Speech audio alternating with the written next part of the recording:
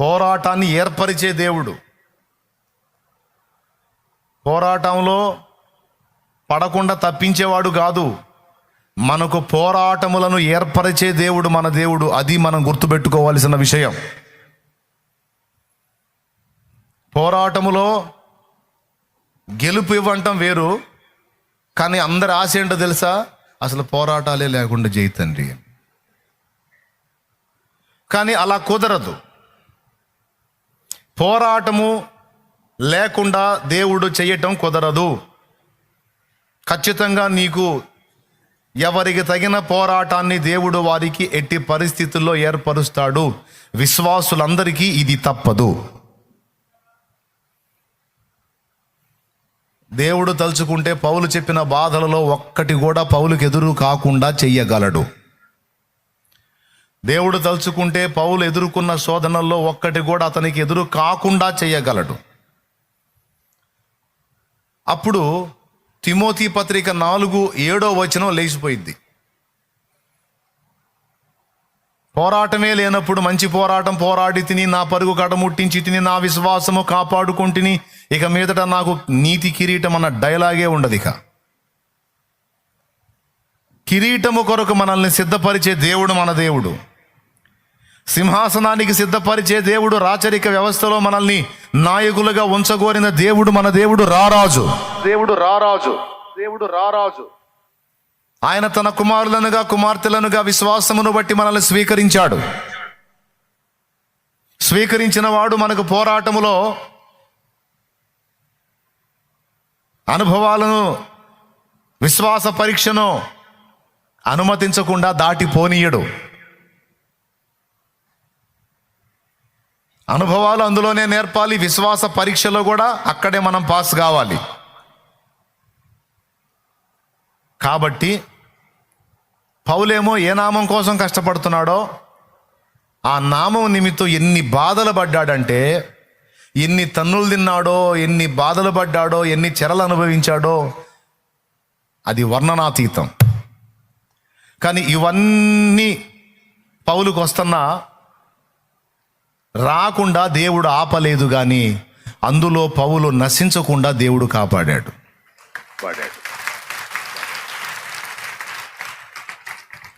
చాలా పొదుపుగా కొట్టారు, అట్లా కొట్టాలా, చప్పట్లు కొడితే. ఎక్కువ కష్టం చేయకుండా కొట్టాలా. చాలే, దేవునికి మహిమ. అర్థమైందా? పోరాటం లేకుండా నువ్వు అసలు వీరుడివి, నువ్వు యోధుడివి, యోధురాలివి ఎలా అవుతావు? పోరాటం లేకుండా నువ్వు యోధుడవి అని రేపు దేవుడు పిలవడానికి, పరిశుద్ధులు అనడానికి ఆస్కారం ఎక్కడా? పోరాటం నీ జీవితంలో లేకుండా యోధురాలివి అనే ఆ పిలుపుకి ఆస్కారం ఎక్కడా? అందుకే పౌలుకు తెలిసే అన్ని పోరాటాల్లో, అన్ని ప్రతికూలతలు అనుమతించిన దేవుడు మన జీవన పోరాటంలో కూడా మనకి ఎన్నో ప్రతికూలతలు అనుమతిస్తాడు. అది తప్పనిసరి. ఒకవేళ పోరాటం అనేది నీకొద్దా, అట్లయితే యోధుడు అనే పేరు మర్చిపో, యోధురాలు అనే పేరు మర్చిపో, సైనికుడు అనే పేరు మర్చిపో, సైనికురాలు అనే పేరు మర్చిపో. ఉండవేకాయి. కానీ అట్లా దేవుడు ఊరుకోడు. మళ్ళా నీ స్థాయిని బట్టి, నీ విశ్వాస పరిధిని బట్టి నీకు పౌలంతటి పోరాటాలు రావు. పౌలు ఉన్న విశ్వాసపు మెట్టులో ఆ స్థాయికి తగ్గ పోరాటం ఆయనకి, తిమోతి స్థాయికి తగ్గ పోరాటం తిమోతికి, షాలేము రాజు స్థాయికి తగ్గ పోరాటం షాలేము రాజుకి, అలాగే నీ స్థాయికి తగ్గ పోరాటం నీకు నీకు నీకు సేవకుడా నీకు ఈ లైవ్లో వీక్షిస్తున్న వేలాది మందికి ఎవరికి తగ్గ పోరాటాన్ని వాళ్ళకు దేవుడు ఏర్పరిచి ఉంచాడు. అవేమి తెలియకుండా లేవు, అవేమి చూడకుండా లేడు, అవేమి ఎరగని స్థితిలో ఆయన లేడు. అవన్నీ నీ ముందేశాడు, సైలెంట్గా చూస్తా ఊరుకున్నాడు. ఇక్కడ వాటన్నిటిలో నుండి నువ్వు రావాలి. అయితే ఒకటి చేస్తాడు, వాటిల్లో నువ్వు నశించకుండా మాత్రం కాపాడుతుంటాడు. ఆ పోరాటాల్లో నువ్వు ఈటానికి యోగ్యులుగా చేస్తున్నాడు. దేవునికి స్తోత్రం కలుగును గాక. నీతి కిరీటం దర్శనముగా దర్శించిన పరిశుద్ధ పౌలుకు, నీతి కిరీటం దర్శనముగా దర్శించిన పరిశుద్ధ పౌలుకు విశ్వాసము కాచినావు, జయ జీవితము నిలిచినావు. విశ్వాసము కాచినావు, జయ జీవితము నిలిచినావు. సర్వోన్నతుడా నీవే నాకు ఆశ్రయ దుర్గము, సర్వోన్నతుడా నీవే నాకు ఆశ్రయ దుర్గము. ఎవరు లేరు నాకు ఇలలో, ఎవరు లేరు నాకు ఇలలో, ఆదరణ నీవేగా, ఆనందం నీవేగా, ఆదరణ నీవేగా, ఆనందం నీవేగా. దేవునికి మహిమ. ఇప్పుడు మీకు డౌట్ రావచ్చు, అంటే అన్నయ్య ఇప్పుడు పౌలు అన్న బతుకంతా ఒకసాట్లేనా అంటే, నో. క్లైమాక్స్లో అవన్నీ ఒక్కసారి గుర్తు చేసుకున్నాడు. పౌలు జీవితంలో నేను సంతృప్తిగా కూడా ఉన్నాను అన్న రోజులు కూడా ఉన్నాయి, సమృద్ధి కలిగి ఉన్నాను అన్న రోజులు కూడా ఉన్నాయి. మళ్ళీ అన్ని ఎగచాట్లు మారి రోజులు చూపించాడు. అంటే మనలో కూడా ఇక అట్నే సిద్ధపడంటారా, ఇంక అట్టే చావండి, మీకు ఆ పోరాటాలు అంతే తగలబడతాయని చెబుతున్నాడు అనుకుంటారని చెబుతున్నాను నేను. మళ్ళీ మీ వెంట నరాల వీక్నెస్ వచ్చింది కదా, అందుకని చెబుతున్నాను ధైర్యం కోసం. పౌలు జీవితంలో అన్ని అగచాట్ల మారే రోజులే కాదు, ఆయన సమృద్ధిగా ఉన్న రోజులు ఉన్నాయి, సంతృప్తిగా ఉన్న రోజులు కూడా ఉన్నాయని ఆయనే చెప్పాడు, నేను చెప్పలా. దేవునికి మహిమ. ఈ జీవన యాత్రలో పోరాటాలలో నుంచే మనల్ని దేవుడు నడిపిస్తూ ఉంటాడు. పోరాటము లేకుండా కుదరదు. ఎందుకంటే పోరాటము ద్వారా రెండు రావాలి, మనకి రెండు రావాలి. ఒకటి అనుభవం రావాలి, రెండవది మన విశ్వాస పరీక్షలో మనం విజయం పొందాలి. పొందితే రేపు అనుభవంతో పాటు కిరీటం.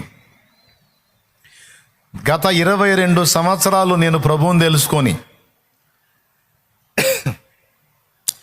22 సంవత్సరాలలో నా ఆత్మీయ జీవిత ఆరంభం నుంచి ఇప్పటిదాకా ఏ దశకు సంబంధించిన పోరాటం ఆ దశలో అనుభవిస్తానే వచ్చా, ఇప్పటికీ అనుభవిస్తానే ఉన్నా. 22 సంవత్సరాల్లో పోరాటం మానుకున్న రోజు లేదు. ఆశ్చర్యం, 22 ఏళ్ళు గడిచిపోయిందా అనిపిస్తుంది. దాదాపు 21 సంవత్సరంలో పట్టబడ్డాను, విశ్వాస యాత్ర మొదలుపెట్టాను. ఇక 22 సంవత్సరాలు ముగింపులోకి వచ్చేసాం. ఈ ఘట్టములో 22 సంవత్సరాలు వెనక్కి తిరిగి చూస్తే ఎన్నో రకాల పరిస్థితులు, ప్రతికూలతలు, ఎదురు దెబ్బలు, ఆటుపోట్లు, నిందలు, అవమానాలు, తిరస్కారాలు, అప్పుడప్పుడు పురస్కారాలు, అన్నిటిలో గుండా వచ్చా. అందులో వస్త్రహీనత చూపించాడు, సమృద్ధి వస్త్రాలు చూపించాడు, లేమిని చూపించాడు, ఒకరోజు ఆహారానికి లేని రోజుని చూపించాడు, సమృద్ధిగా ఉన్న రోజును కూడా చూపించాడు. మనుషులు తలా ఒక మాటని అవమానపరిచిన అనుభవాలు చూపించాడు, నలుగురు ప్రశంసించిన అనుభవాన్ని చూపించాడు. సుకీర్తి చూపించాడు, దుష్కీర్తి చూపించాడు, ఘనత చూపించాడు, ఆ ఘనత కూడా చూపించాడు. ఒక్కసారి వెనక్కి తిరిగి చూస్తే 2002లో ఒక చిన్న కుటుంబంలో సభ్యుడిని. ఆనాడు ఆ చిన్న కుటుంబంలో సభ్యుడిగా అప్పటికి తగ్గ పోరాటాలు అప్పుడు ఉన్నాయి. ఆ తర్వాత 2006లో సేవకుణ్ణి. ఆ చిన్న పరిచర్యలో దానికి తగ్గ పోరాటాలు దానికి. పరిస్థితులు అనుకూలించగా అక్కడ వాళ్ళు ఇబ్బంది పెట్టి, ఇరుగు పొరుగులు ఇబ్బంది పెట్టి, రోడ్డు మీద ఆరాధన చేసి, స్థలం దొరక్క ఒక ఆయన ప్లేస్ అడగటానికి పోతే ఆయన ముఖం మీద అవమానపరిచి,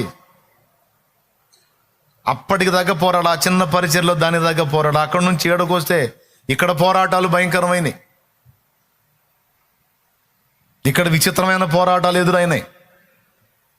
ఈ పోరాటాలు అయిపోయి చిన్నంగా నిలదొక్కామంటే ఇప్పుడు మళ్ళీ బయట సంఘాలు, వాటికి సంబంధించిన పోరాటాలు మళ్ళా స్టార్ట్. ఇప్పుడైతే ఈ స్థాయికి తగ్గ పోరాటం ఈ స్థాయిలో ఉంది. ఇప్పుడు ప్రశాంతంగా లేని బ్రదరు లెక్క ప్రకారం చూస్తే, కానీ క్రీస్తు యేసునందు మాత్రం నెమ్మది కలిగే ఉన్నా. ప్రాక్టికల్గా మామూలుగా లోకానుసారులుగా ఆలోచించిన విధంగా ఆలోచిస్తే ప్రశాంతత లేనట్టే. కానీ ఆయన ఉన్నాడు కనుక, ఆయన రెక్కలలో నాకు విశ్రాంతి కలదు కనుక ఆయన మీద భరోసా ఉంచి రిలాక్స్ ప్రశాంతంగా సాగిస్తున్నాం బండి. ఇప్పుడు నాకు అర్థం కాదు, నీకు పరిస్థితులన్నీ అనుకూలంగా పెట్టి, ఏ నొప్పి తగలకుండా, ఏ ఇబ్బంది లేకుండా, ఏ కరువు, ఏ కష్టం, ఏ వ్యాధి, ఏ బాధ, ఏ శోధన, ఏ ప్రతికూలత లేకుండా శుభ్రంగా రోజుగా అప్పనంగా 4 పూట్ల మేపుతా కదలకుండా కూర్చోబెట్టిగా ఏమంటారు, బొజ్జయ్యా బొజ్జమ్మ అని జో కొడితే బాగుంటుందా? అట్లా చేసి నీకెందుకు ఇవ్వాలి కిరీటం? అట్లా చేసి నీకెందుకు ఇవ్వాలి బహుమానం? అట్లా చేసి నిన్నెందుకు మెచ్చుకోవాలి? ఇన్ని చేసినందుకు నువ్వు ఆయన్ని మెచ్చుకొని ఆయనకి పెట్టాలి కిరీటం, నువ్వు పెట్టాలి, అంతేగా నీకు రాదు. అందుకే సోదరా,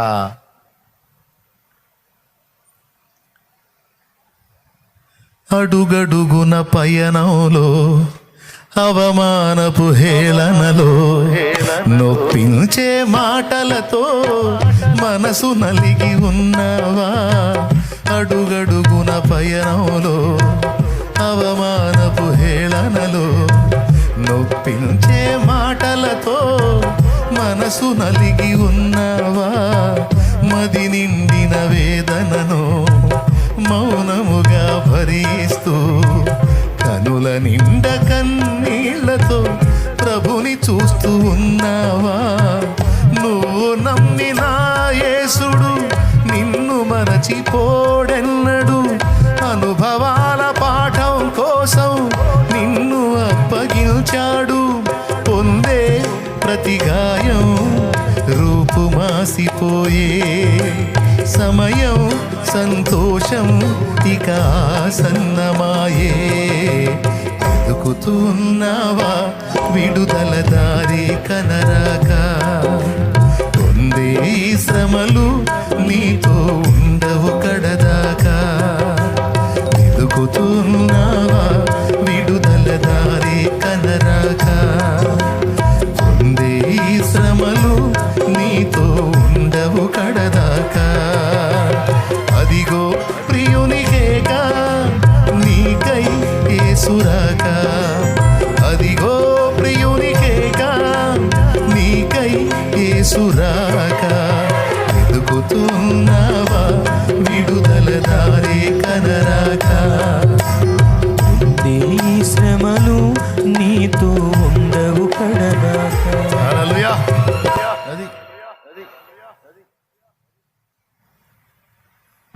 ఒకటి పోతే ఒకటి, ఒకటి పోతే ఒకటి, ఒకటి పోతే ఒకటి. ఈ పయనంలో ఎదురవుతానే ఉంటాయి పోరాటాలు. నువ్వు కొద్దిగా ఉన్నప్పుడు కొద్దిగా పోరాటాలు, కొంచెం ఎదుగుతున్నప్పుడు ఆ స్థాయికి తగ్గ పోరాటాలు, ఇంకొంచెం ఎదిగినప్పుడు ఆ స్థాయికి తగ్గ పోరాటాలు. ప్రతికూలతలు పోరాటాలు లేకుండా విజయం ఎక్కడా?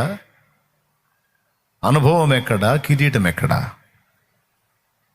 కాబట్టి ఎట్లనన్నా కానీ నిన్ను ఎత్తి మీద కిరీటం పెట్టాలని ఆయన గోల. ఇప్పుడు వచ్చిన గొడవ అది. ఎట్లనన్నా కానీ నేను ఎత్తి మీద కిరీటం పెట్టాలి, ఆ కిరీటంలో నిన్ను చూడాలని ఆయన కోరిక, నన్ను చూడాలని ఆ కోరిక. మరి నువ్వు మోయలేనంత పెట్టేవాడు కాదు, కఠినమైన నువ్వు మోయలేనంత బరువులు పెట్టే తండ్రి కాదు నీ తండ్రి. ఒకటైతే కన్ఫామ్గా చెప్తాడు, పోరాటం అయితే తప్పదు తల్లి, ప్రతికూలతలు అయితే తప్పవు నాన్న. కాదులే అయ్యా, పౌలు గారికి అన్ని పెట్టావు కదా, నాకు అట్ట ఉంటుందేమో అని. నీకు అంత సీన్ లేదులే, కానీ నీకు నీకు నీ రేంజ్కి ఈ జాలే ఈ ఏడు. కొంచెం ఏదన్నా నువ్వు ముందుకెళ్తే ఇంకేమన్నా చూద్దాం. ఏందయ్యా చూసేది ఎగసాట్లా? ఏం బహుమానాలు అయ్యింది? ఈ దాటు ఇంకా 4 బహుమానాలు ఇద్దాం అన్నట్టు చెబుతున్నారు. ఏంది ప్రభువా? మరి అవి శ్రమలలాగా శోధనల్లాగా కనబడుతున్నాయి, కానీ అవి మారు రూపంలో ఉన్న బహుమానాలు అవన్నీ. అదే అసలు విషయం. అవన్నీ మారు రూపంలో ఉన్న బహుమానాలే.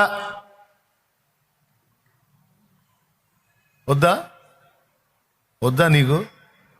వద్దంటే చెప్పు, దేవుడితో కూర్చొని మాట్లాడుకో. యుద్ధం విరమించుకుంటున్నాను, నా వల్ల కాదు, ఏదో బతకడానికి 4 రోజులు ఆ తిండి పెట్టు, బట్టలు ఇవ్వు, చాలు, ప్రశాంతంగా తిని బతుకుతాను, స్తోత్రం చెబుతాను, నాకు ఈ రీటాలు వద్దు, బహుమానాలు వద్దు, నాకు ఏం వద్దను, ఏముండవు.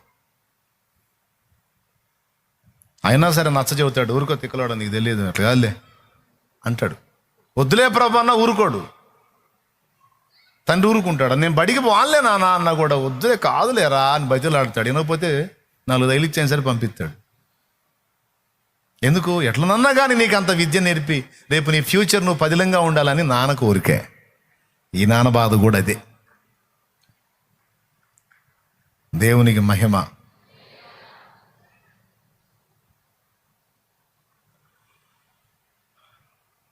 ఇప్పుడు చెప్పండి, మరి ఇప్పుడు ఎవరెవరు ఏ పోరాటంలో ఉన్నారో అది మీకు తెలుసు, మీ పర్సనల్, నాకు తెలుసు, నా పర్సనల్. మొత్తానికైతే పోరాటంలో ఉన్నారా లేదా? ఎవరికి తగ్గ ఫైటింగ్లో వాళ్ళు ఉన్నారా లేదా? ఉంటే చేతులు ఎత్తండి, అన్న నేను ఉన్నాను అన్న. అది ఎవ్వరు ఖాళీగా లేరాడా? ఉంచడు ఉండని ఈడు, అది ఇప్పుడు గొడవ. ఖాళీగా ఉంచడు ఉండని ఈడు.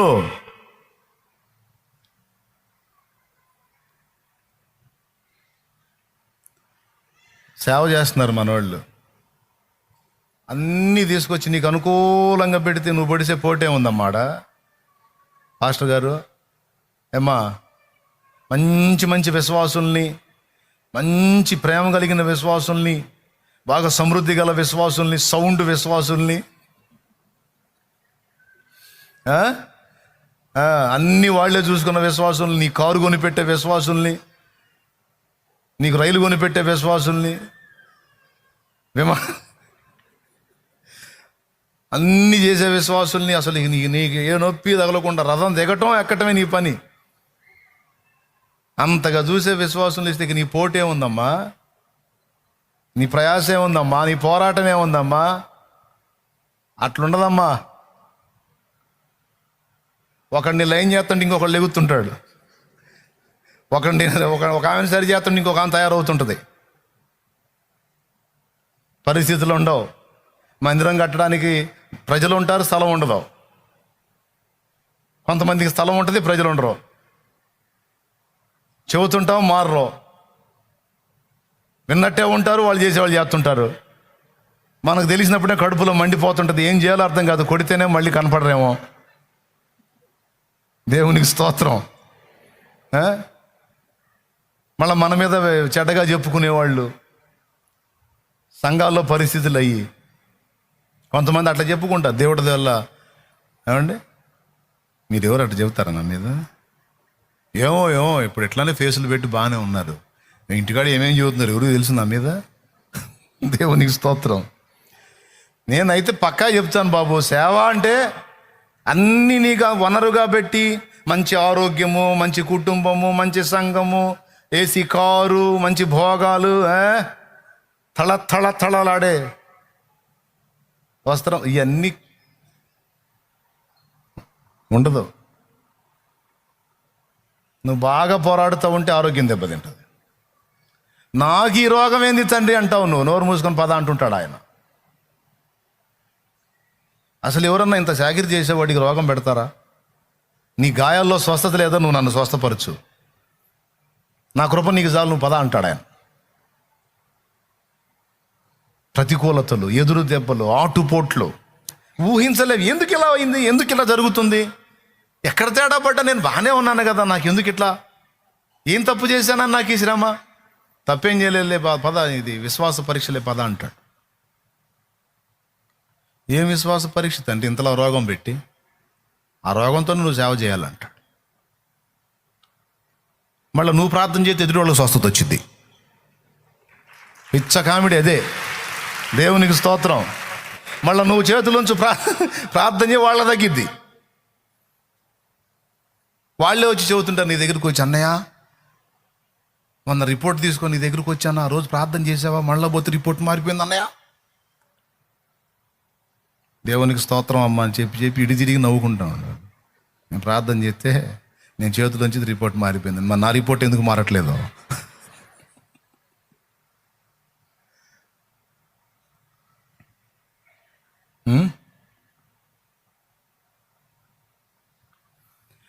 తుఫానులు తమ్ముడు, తుఫానులు. నా జీవిత యాత్రలో ఎన్నో తుఫానులు, నా జీవిత యాత్రలో ఎన్నో తుఫానులు, అయిన నా యేసు నా పక్షమయ్యుండగా, అయిన నా యేసు నా పక్షమయ్యుండగా, తుఫాను నడచి ఎరటాల నాపి నడిపించును నా యేసయ్యా. తుఫాను నడచి పెనుగాలు నాపి నడిపించును నా యేసయ్యా. నా విశ్వాస ఓడ యాత్ర కొనసాగుచున్నది, నా విశ్వాస ఓడ యాత్ర కొనసాగుచున్నది, కొనసాగించే యేసు నాకు తోడుండగా, కొనసాగించే యేసు నాకు తోడుండగా, తుఫానులైనా పెనుగాలులైనా,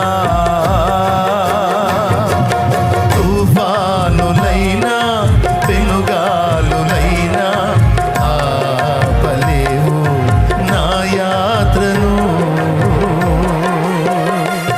నా విశ్వాస ఓడ యాత్ర కొనసాగుచున్నది, నా విశ్వాస ఓడ యాత్ర కొనసాగుచున్నది. దేవునికి మహిమ. నమ్మకంగా వెంబడించే వాళ్ళకే పోరాటాలు. గోడ మీద పిల్లిలాగా అయితే అటు దూకుతాం, లేకపోతే ఇటు దూకుతాం వాళ్ళకి అంత పోరాటాలు ఉండవు. నమ్మకంగా దేవుని కొరకు గట్టిగా నిలబడతారు చూడు, ఆశ్చర్యం, వాళ్ళ ఆధారాలన్నీ పోతుంటాయి, వాళ్ళు అనుకునేవన్నీ పోతుంటాయి. వాళ్ళు ఈయన నాకు ఆధారం అవుతాడు అనుకున్నాడు పోతాడు, ఈమె నాకు ఆధారం అయితే అనుకున్నాం పోయి, వీళ్ళు నాకు దిక్కు అవుతారు అనుకున్న వాళ్ళు మాయమైపోతారు. ఏంది ప్రభువా ఇట్లా చేశావు, దిక్కు లేదని ఎందుకు ఏడుస్తావు, నేను ఉన్నాగా నీకు తోడై, భయపడవాకు పదా, జయం నీదేలే పదా, బహుమానం నీకే పదా అంటుంటాడు. అనుకున్న ఆధారాలన్నీ కూలిపోతుంటాయి.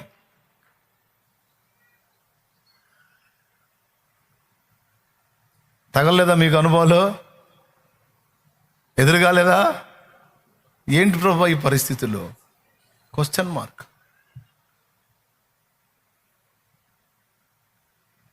పద పద పద, నడు, ముందుకు సాగు, నేను నీ చేపట్టుకొనున్నా. నువ్వు దేన్ని ఆధారం చేసుకుంటావు, ఎవరిని ఆధారం చేసుకుంటావు? ఉన్నారు పర్వాలేదులే అనుకుంటావో డ్యామేజ్ అయిపోతుంది.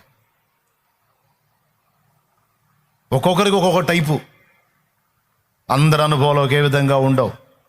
వ్యాపారాలు తలకిందులు అయిపోతాయి, ఆర్థిక పరిస్థితులు తారుమారైపోతాయి, అప్పులు కుప్పలైపోతాయి. ఏంటి ప్రభా ఈ పరిస్థితి? పదా పదా అంటుంటాడు. పోరాటంలో ఇదొక భాగం, సాగు ముందుకు అంటాడు. ఎట్లా ప్రభా బ్రతికే కష్టమైపోయింది, ఏం కాదు నీకేం కాదు పద అంటాడు. రోడ్డు పాలయ్యేటట్టున్నాను ప్రభా అంటాడు. అవమానం కలగదు పద, అవమానాన్ని లక్ష్య పెట్టొద్దు పద అంటాడు. ఈ అవమానానికి ప్రతిగా బహుమానం ఉంది పద అంటాడు. నమ్మకం కుదిరిద్దా? విశ్వాసం కలిగిద్దా? విశ్వాసం ఉంటుందా? ఊడిద్దా? ఓడటానికి వీలు లేదు. అది ఇక్కడ ఫైటింగ్, అది ఇక్కడ పోరాటం. ఎందుకు చేసావు ప్రభా ఇట్లాంటి పరిస్థితి, ఎందుకు రప్పించావు నాయన నాకు? నేను ఎట్లా విశ్వాసం ఉంచగలుగుతా? అయితే విశ్వాసం వదిలేస్తావా? అట్లా వదిలేస్తాలే ప్రభా. మరి నోరు మూసుకొని పద. వదిలేస్తావా? వదిలేస్తే ఎట్లా ప్రభా? పా మరి ఏంది పా, ఏది ఎట్లా పోయేది ప్రభా? ఏంది దెబ్బలేంది, ఆటుపోట్లేంది, ఎట్లా సాగిద్ది అడుగు? నీకెందుకు, నువ్వు పద. నా మీద విశ్వాసం ఉందన్నావుగా, నడిపిస్తా పద. ఇంత చేదా, మింగాలి తప్పదు పా, నీ మంచి కోసమలే పా అంటుంటాడు. దేవునికి స్తోత్రం. ఎంతమందికి అర్థమవుతుందండి? మీరందరూ లైన్లోనే ఉన్నారుగా.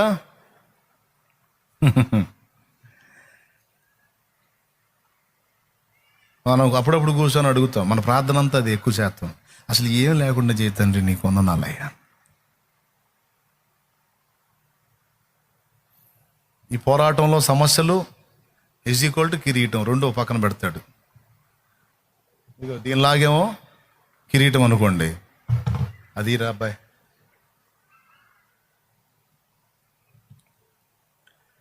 ఈ చెట్టుకి పుష్పాల్లాగా అగసాట్లు అనమాట. ఈ చెట్టుకు పుష్పాల్లాగా పోరాటం అగసాట్లు. ఈ పోరాటాలు = కిరీటం అన్నట్టు. ఈ వద్దు అంటే ఇది లేదు, ఇది కావాలి ప్రభా అంటే మరి ఇవి కూడా వస్తాయి. ఈ వద్దు ప్రభా, ఇది కావాలి, ఎగస్ట్రాలు వద్దు అంటాడు ఆయన. దేవునికి స్తోత్రం, హల్లెలూయా. ఇవి లేకుండా ఇది లేదు. సియోనుకే నా ఓడ పయనం ఆగదు ఏ చోట,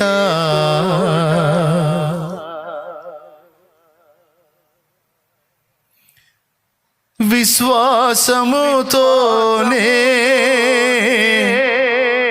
ఆరంభించితిని.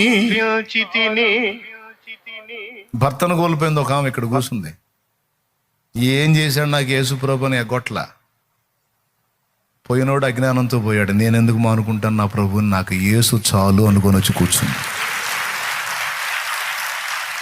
నా దేవుని ప్రేమ అర్థం కానోడు వెళ్ళిపోయాడు. నాకు అర్థమైంది, నా ప్రాణం ఉన్నంత వరకు నా ప్రభుని వదిలిపెట్టని వచ్చి కూర్చుంది. ఆ వంక చూపించి అడ్రస్ లేకుండా వెళ్ళిపోవచ్చు లోకంలోకి, వెళ్ళలా. ప్రభు ప్రేమ రుచి చూసింది, ఇంక వదిలిపెట్టుకోదలుచుకోవాలి ప్రభుని. ఈ ప్రాణం ప్రభుతోనే పోవాలి. ఏమ్మా ఎట్లా విశ్వాసం ఉంది? ఎందుకు ఉండదన్నా? పోయినా ఎక్కడ ఉంటారు? నా ప్రభు దగ్గరే కదా ఉంటారు. తిరిగి కలుసుకుంటాం. నా దేవుడు నమ్మదగిన వాడు. నేను కోల్పోయిన వారిని, కోల్పోయిన వారిని నాకు ఇవ్వగల సమర్థుడు. నాకు ఆ విషయంలో సందేహం లేదు. నేను ఎట్లా వదిలిపెడతాను విశ్వాసాన్ని? వదిలిపెట్టే ప్రసక్తి. ప్రభు బహుమానం ఇస్తాడా ఇవ్వడా, కిరీటం ఇస్తాడా ఇవ్వడా అనేది నాకు తర్వాత సంగతి. కానీ నేనైతే ఇదిగో ఈ పూలు కాదు, ఇన్ని పూలైనా ఇంకా ఇన్ని పుష్పాలైనా నా తండ్రిని మాత్రం వదిలిపెట్టే ప్రసక్తి లేదు. నేను చెప్తున్నా నాయనా, సేవకులకు చెప్తున్నా, ఒక పరిచర్య మీ కళ్ళ ముందు కనపడతా ఉందంటే పూల మీద నడుస్తే ఈ పరిచర్య రాలేదు. పూల మీద నడిస్తే ఏ నొప్పి, ఏ ఇబ్బంది, ఏ బాధ లేకుండా ఉంటే ఈ పరిచర్య కాదు. దేవుడు కృప చూపాడు, పని విస్తరించడానికి కృప చూపాడు, అది సఫలమవటానికి కృప చూపాడు. దాని తరపున వచ్చే ఒత్తిళ్లు తట్టుకోవడానికి కూడా నా తండ్రి కృప చూపాడు. ఎంత చెట్టుకు అంత గాలి అని, ఎంత పనికి అంత పోరాటం. ఎన్ని టైపుల్లో ఆయన తీసుకొస్తే ఇది జరిగిద్ది, ఆయన కృప. పౌలు అంటాడు, ఎక్కువ ప్రయాసపడ్డాను, చాలా కష్టపడ్డాను. ఆయన కష్టపడింది నేను కాదు, నాకు తోడై ఉన్న దేవుని కృప అన్నాడు కనుక నేను అంతే అంటాను. ఇప్పటికీ పడతానే ఉన్నాను.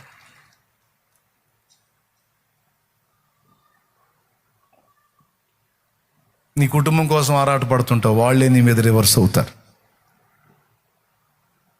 నువ్వు మేలు చేద్దాం అనుకుంటావు, వాళ్ళే కీడు తలపెడతారు. నలుగురిని బాగు చేద్దాం అనుకుంటావు, వాళ్ళే నీ మీద పడగెత్తి బొస కొడతారు.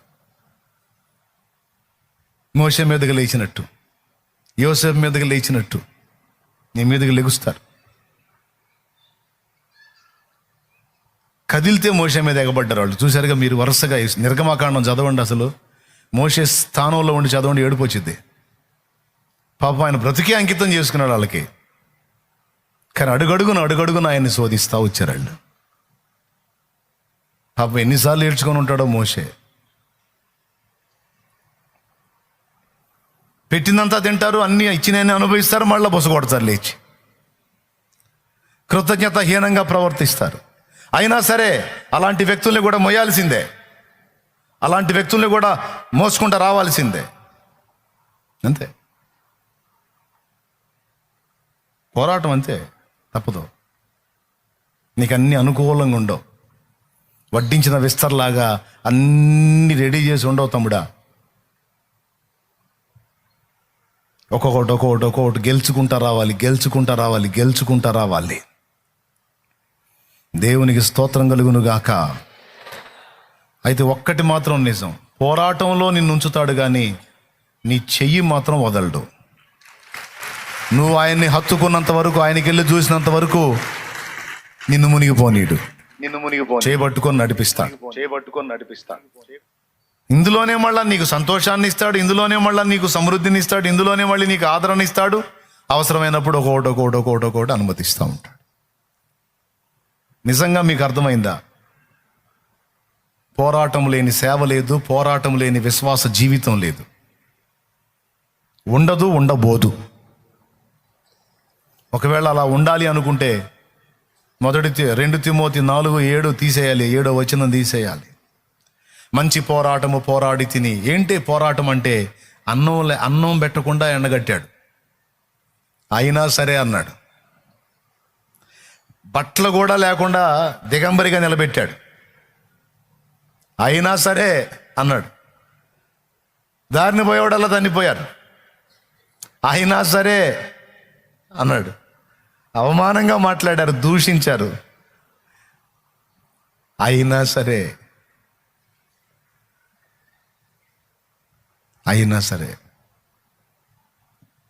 నీ అందరి విశ్వాసాన్ని నేను విడిచిపెట్టను, నీకు స్తోత్రం అన్నాడు. ప్రియమైన బిడ్డలారా, ఈరోజు ఈ విషయాలు ఎందుకు చెప్తున్నానంటే, అన్నీ అనుకూలంగా పెట్టి ఇంక నువ్వు గెలిచిందేంటి, నువ్వు పోరాడింది ఏంది, నీ విజయం ఏంది, నీ విశ్వాస పరీక్ష ఏంది, రేపు దేవుని దగ్గర మెప్పు మహిమ ఘనత ఏంటి,